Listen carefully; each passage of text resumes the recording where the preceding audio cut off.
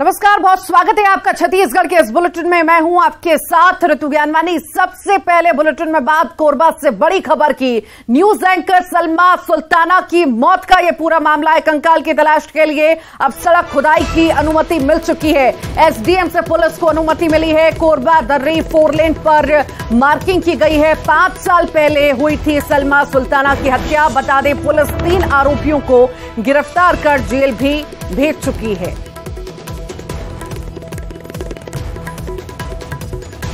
तो कंकाल की तलाश के लिए सड़क खुदाई की अनुमति मिल चुकी है। एसडीएम से पुलिस को अनुमति मिली है और अब खुदाई का काम जो है शुरू होने जा रहा है। कोरबा दर्री 4 लेन पर मार्किंग की गई है।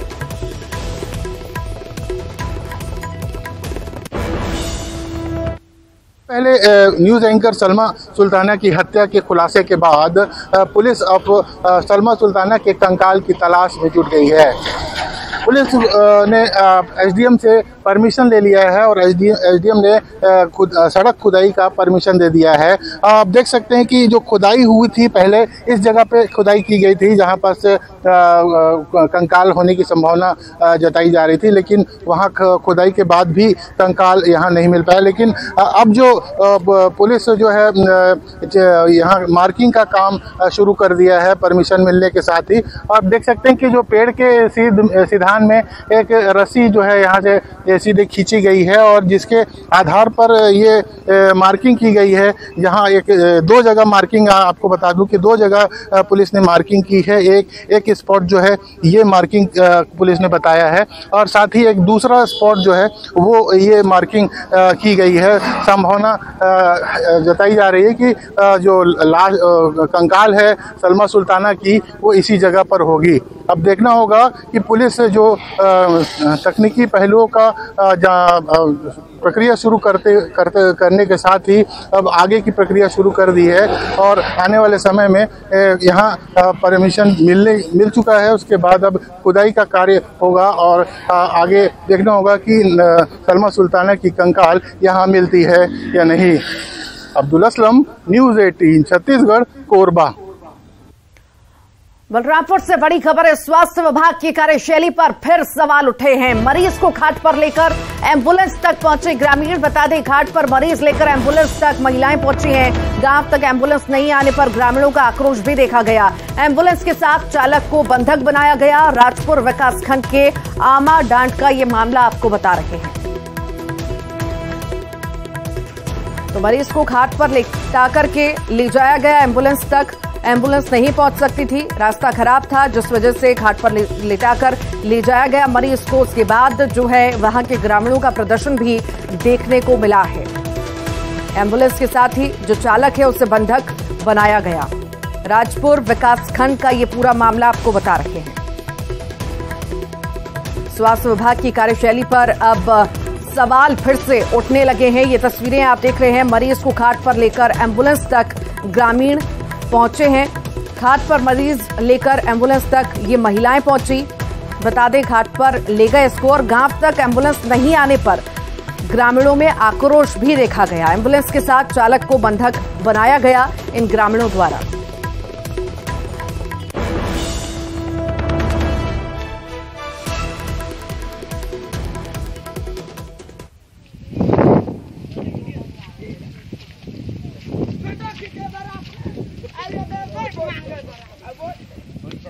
ये तस्वीरें आप देख रहे हैं किस तरह से मरीज को घाट पर लटाकर ले जाया जा रहा है और आसपास लोग इस घाट को ढो रहे हैं। एम्बुलेंस गांव तक नहीं पहुंच सकती है, रास्ता खराब है, जिस वजह से एम्बुलेंस तक ले जाने के लिए कोई और रास्ता नहीं है। तो घाट पर लिटा करके मरीज को ले जाया जा रहा है ग्रामीणों द्वारा और इसी वजह से ग्रामीणों में कहीं ना कहीं आक्रोश भी देखने को मिला। ग्रामीणों ने चालक को बंधक भी बना लिया।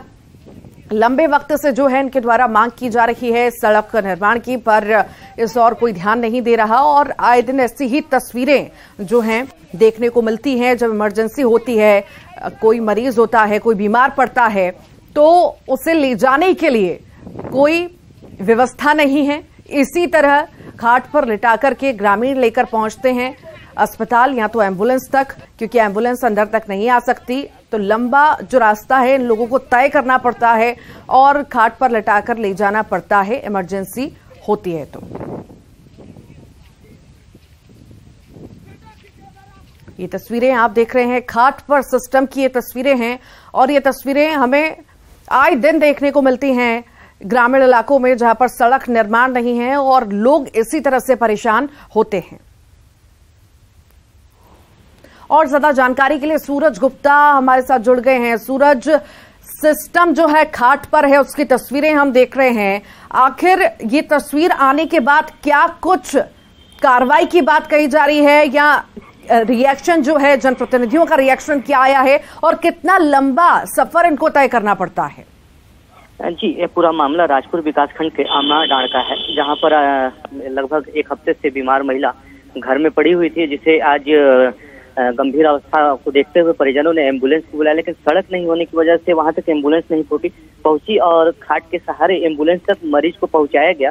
लेकिन इसमें ग्रामीणों को भी काफी आक्रोश देखने को मिला। ग्रामीणों के द्वारा एम्बुलेंस और उसके चालक को भी बंधक बना लिया गया और उनका कहना यह है कि सड़क नहीं होने की वजह से उन्हें हमेशा दिक्कतों का सामना करना पड़ता है। हालांकि अभी तक जनप्रतिनिधियों की तरफ से किसी प्रकार की कोई प्रतिक्रिया। ठीक, बहुत बहुत शुक्रिया सूरज जानकारी को साझा करने के लिए। भिलाई से बड़ी खबर की इस वक्त बात करेंगे। बिजली बिल हाफ को लेकर बीजेपी ने हल्ला बोला है। बीजेपी का भिलाई में धरना प्रदर्शन, पूर्व मंत्री प्रेम प्रकाश पांडे के नेतृत्व में धरना प्रदर्शन किया। नारायण चंदेल, विधायक शिवरतन शर्मा मौजूद रहे। बीजेपी ने कांग्रेस पर गुमराह करने का आरोप लगाया है। साल 2019 से बिजली बिल हाफ करने की मांग हो रही है। आदरणीय पांडे जी ने प्रभुनाथ मिश्रा जी। गरियाबंद से बड़ी खबर की इस वक्त बात करेंगे। चुनाव से पहले कांग्रेस को बड़ा झटका लगा है। 40 कांग्रेस कार्यकर्ता बीजेपी में शामिल हो गए हैं। बिंद्रानवागढ़ विधानसभा के ये कार्यकर्ता हैं। भागीरथी मांझी की मौजूदगी में बीजेपी में शामिल हुए हैं। अनुसूचित जनजाति के प्रदेश उपाध्यक्ष हैं भागीरथी। चुनाव से पहले बिंद्रानवागढ़ में कांग्रेस को ये बड़ा झटका लगा है। ज्यादा जानकारी के लिए शेख इमरान हमारे साथ जुड़ गए हैं। शेख इमरान, चुनाव से पहले बड़ा झटका कांग्रेस के लिए।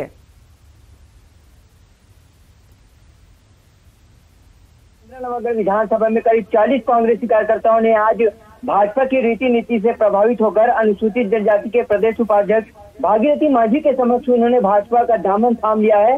लेकिन ये आने वाला वक्त बताया गया कि कांग्रेस को इससे कितना नुकसान होता है और भाजपा को कितना फायदा, क्योंकि वर्तमान में बिंद्रानवागढ़ विधानसभा में भाजपा के विधायक हैं और यहाँ अब चुनाव आने से पहले कांग्रेस पूरी तैयारी कर रही है कि किस तरह इस विधानसभा को फतह हासिल करे। लेकिन उससे पहले कांग्रेस को एक बड़ा झटका लग गया और करीब इस विधानसभा क्षेत्र के 40 कार्यकर्ताओं ने बीजेपी का दामन थाम लिया है, जिससे अब चुनाव तो काफी नजदीक है। चुनाव अब बेहद जल्द चुनावी साल है, सियासत भी अब इससे काफी गर्म हो गई है और ये भी कयास लगाए जा रहे हैं कि और भी कांग्रेस कार्यकर्ता बीजेपी के दामन थामेंगे। अब कांग्रेस कैसे करती है और कांग्रेस को कितना नुकसान होता है, बीजेपी को कितना फायदा होता है, ये तो आने वाले वक्त में ही पता लगेगा। जी ऋतु जी।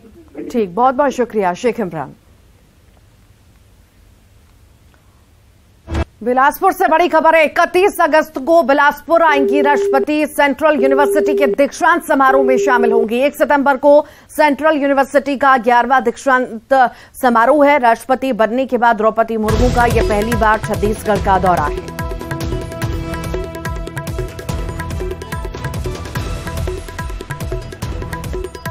तो बड़ी खबर इस वक्त आपको बता रहे हैं। 31 अगस्त को बिलासपुर आने वाली हैं राष्ट्रपति। सेंट्रल यूनिवर्सिटी के दीक्षांत समारोह में वो शामिल होंगी। 1 सितंबर को सेंट्रल यूनिवर्सिटी का 11वां दीक्षांत समारोह है। ये भी आपको बता दें कि राष्ट्रपति बनने के बाद द्रौपदी मुर्मू का ये पहली बार छत्तीसगढ़ दौरा होगा। छत्तीसगढ़ विधानसभा चुनाव में आम आदमी पार्टी की भी विधिवत एंट्री हो चुकी है। आज दिल्ली के मुख्यमंत्री अरविंद केजरीवाल और पंजाब के मुख्यमंत्री भगवंत मान ने राजधानी रायपुर में आक्रामक तरीके से अपनी मौजूदगी दर्ज कराई। भगवंत मान और अरविंद केजरीवाल ने जनसभा को संबोधित किया। इस दौरान सूबे की सत्ताधारी पार्टी कांग्रेस पर जमकर हमला बोला। दावों और वादों का पिटारा लेकर छत्तीसगढ़ पहुंचे अरविंद केजरीवाल ने एक बार फिर से प्रदेश के सरकारी स्कूलों और अस्पतालों की बदहाली को भ्रष्टाचार को लेकर जमकर हमला बोला।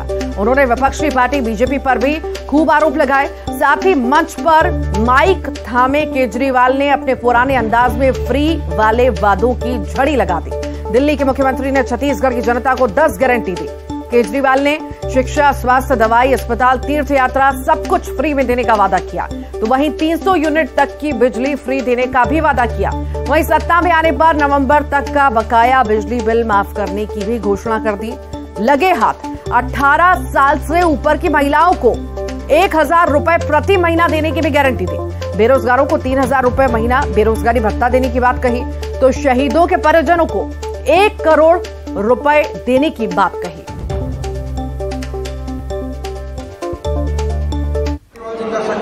हर गली में, हर मोहल्ले में मोहल्ला क्लिनिक खोल दिए। ऐसे ही छत्तीसगढ़ के हर गांव के अंदर, हर मोहल्ले के अंदर मोहल्ला क्लिनिक खोलेंगे और जितने बड़े सरकारी अस्पताल हैं उन सारे सरकारी अस्पतालों को शानदार बनाएंगे और सबका इलाज मुफ्त होगा। इलाज भी, टेस्ट भी, दवाइयां भी, सब कुछ मुफ्त होगा। तो आपके बच्चों को अच्छी शिक्षा देंगे, आपके बच्चों के लिए नौकरी का इंतजाम करेंगे, रोजगार का इंतजाम करेंगे। इस बात की गारंटी देके जा रहा हूं, कोई दूसरी पार्टी आपको यह गारंटी नहीं देगी। 18 साल से ऊपर की हर महिला को हर महीने 1000 रुपए उसकी जेब में डाले जाएंगे। तो भ्रष्टाचार खत्म करेंगे, खूब पैसा आएगा। और दूसरा, आप जब अपना काम कराने जाते हो तहसीलदार के पास, पटवारी के पास, बिना पैसे के काम होता है? नहीं होता ना। अब ऐसा सिस्टम बनाएंगे, आपको अपना काम कराने वहां जाने की जरूरत ही। मंच से दिल्ली के मुख्यमंत्री अरविंद केजरीवाल ने सत्ताधारी पार्टी कांग्रेस और विपक्षी पार्टी बीजेपी पर हमला बोला, जिसके बाद सत्ताधारी और विपक्षी पार्टी एकजुट केजरीवाल पर हमलावर हो चुके हैं। कांग्रेस की तरफ से प्रवक्ता धनंजय सिंह राठौर ने सबसे पहले केजरीवाल की 10 गारंटी पर हमला बोला और कहा कि जिनकी खुद की गारंटी नहीं वो गारंटी क्या देंगे। वहीं दूसरी तरफ बीजेपी ने भी आक्रामक तरीके से पलटवार किया और भ्रष्टाचार के आरोप में जेल में बंद केजरीवाल के तमाम मंत्रियों और नेताओं के नाम गिनाए। मुख्यमंत्री भूपेश बघेल जी का चेहरा सरकार के जन कल्याणकारी नीतियां और कांग्रेस संगठन के रीति नीति सिद्धांतों के आगे सभी राजनीतिक दल बौना है। पूरा प्रदेश ने देखा है कि किस प्रकार से मुख्यमंत्री भूपेश बघेल जी ने अनेक अड़चन बाधा के बावजूद, केंद्रीय शक्तियों की रुकावट के बावजूद प्रदेश की जनता के हर वादे को पूरा किया है। 36 बिंदुओं के वादों में से 98% वादों को पूरा किया है। 51 योजना बनाकर प्रदेश को खुशहाल किया है। तो कोई भी आ जाए, जनता उस पर भरोसा नहीं करेगी। दिल्ली के मुख्यमंत्री माननीय अरविंद केजरीवाल जी आज यहाँ आकर गारंटी देके गए हैं। अरे वो मुख्यमंत्री जी, आप क्या गारंटी दोगे? पहले आप छत्तीसगढ़ वासियों को ये तो बता दो कि आपके मंत्री सत्येंद्र जैन जी जेल में क्यों हैं। आप ये तो बता दो कि आपके उप मुख्यमंत्री आबकारी घोटाले में जेल में क्यों हैं। लगातार भ्रष्टाचार की शिकायतों के साथ आपकी सरकार दिल्ली और पंजाब में चल रही है। अब छत्तीसगढ़ में आके भ्रष्टाचार करना चाहते हैं, छत्तीसगढ़ मतारी को लूटना चाहते हैं। यहाँ भ्रष्टाचारियों के लिए कोई जगह नहीं है। जनता ने पहचान लिया है, ये पार्टी खाली लूट खसोट के लिए और भ्रष्टाचार के लिए आती है। और ज्यादा जानकारी के लिए हमारे साथ सहयोगी युगल तिवारी जुड़ रहे हैं और युगल से जानेंगे कि आखिर सियासत में एंट्री, छत्तीसगढ़ की सियासत में एंट्री हो चुकी है, कितना दबदबा आप दिखा पाएगी युगल?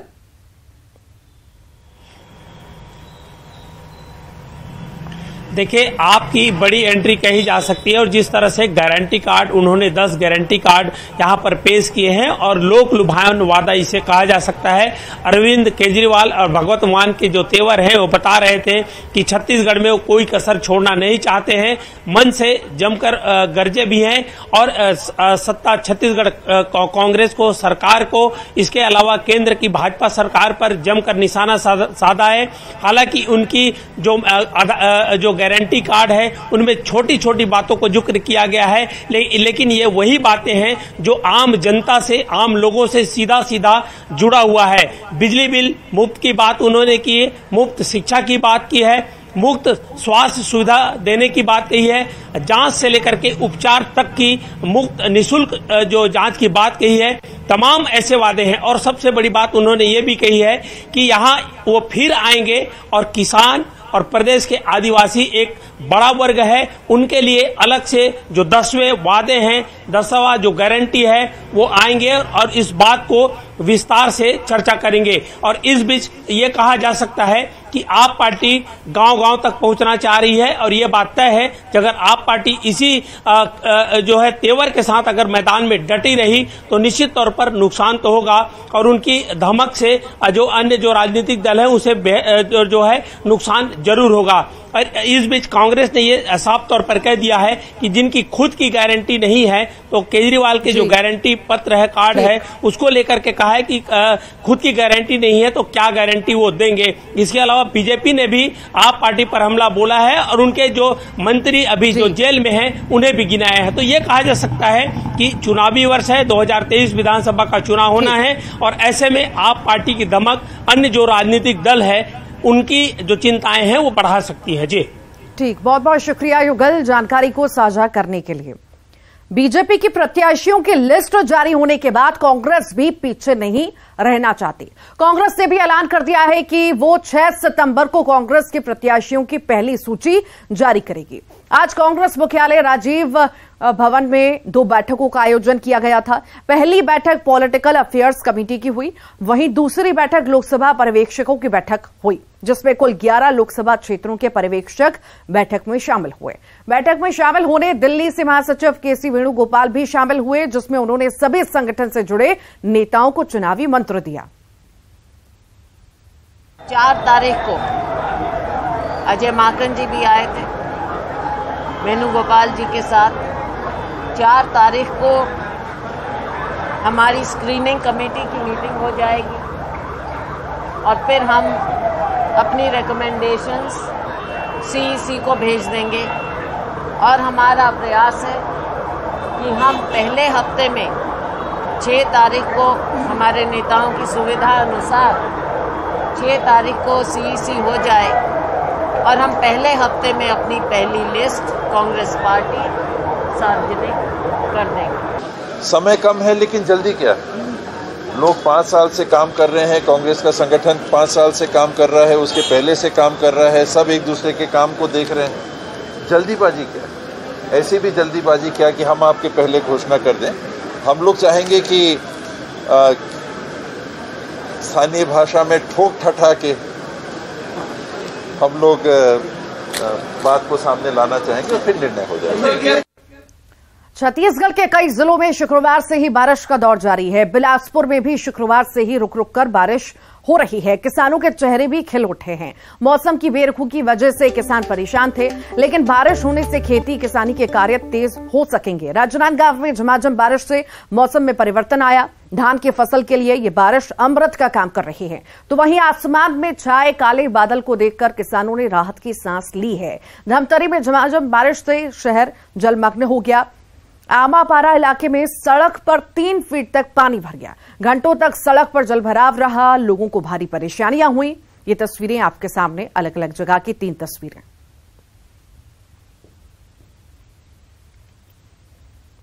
अब देखेंगे